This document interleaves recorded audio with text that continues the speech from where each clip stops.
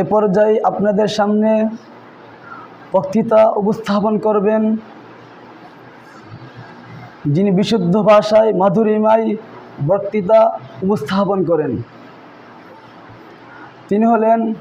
আলেমকুল শিরোমণি, মুকুটবিহীন সম্রাট,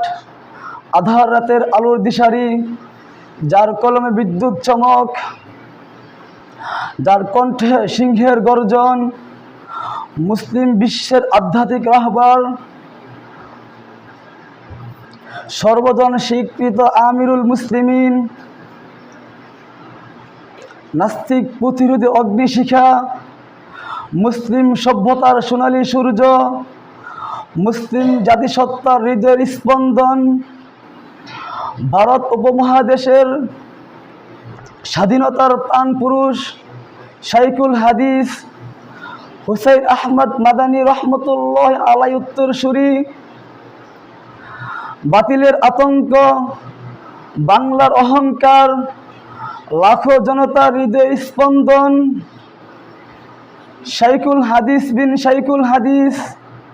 হজরতুল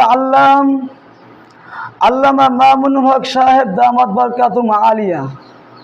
হজরতকে হজরতের মূল্যবান তাকরীর পেশ করার জন্য শুভ অনুরোধ জানাচ্ছি।